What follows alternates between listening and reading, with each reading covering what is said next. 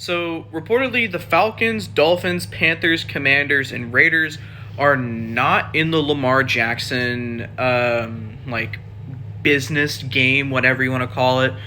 The sweepstakes, the Lamar Jackson sweepstakes. Meanwhile, Daniel Jones just got paid 4 years, $40 million a year. He's got a 4-year, $160 million contract. And so a lot of people are wondering, why did Daniel Jones get paid, and why didn't Lamar get paid? Yeah, RG3, who he compared the records of the two, MVPs, passing touchdowns, rushing touchdowns. It says, if teams don't want Lamar, were the Giants afraid they'd want Daniel Jones?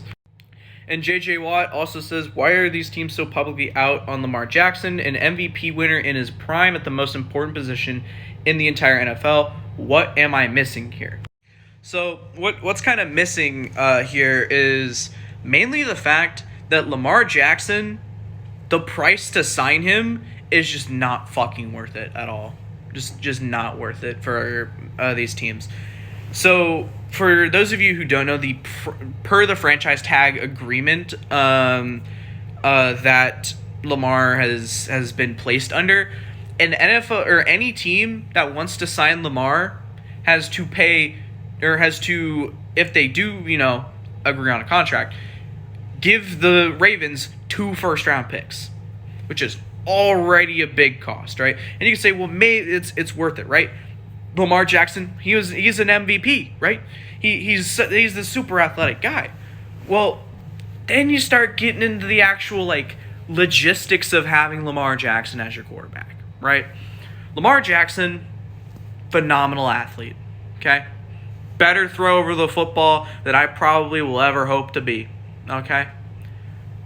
But he's been injured the past 2 seasons. He doesn't perform in the playoffs. He literally struggles to get a 50% completion percentage in the playoffs. He's so bad in the playoffs. And on top of the fact that he's been injured, there's no guarantee that he will actually be healthy. There's no guarantee that you are giving this absolute fuck ton of money to a guy who could potentially be the next RG3 and just get fucking injured and just not be able to actually play the game. That's a legitimate concern.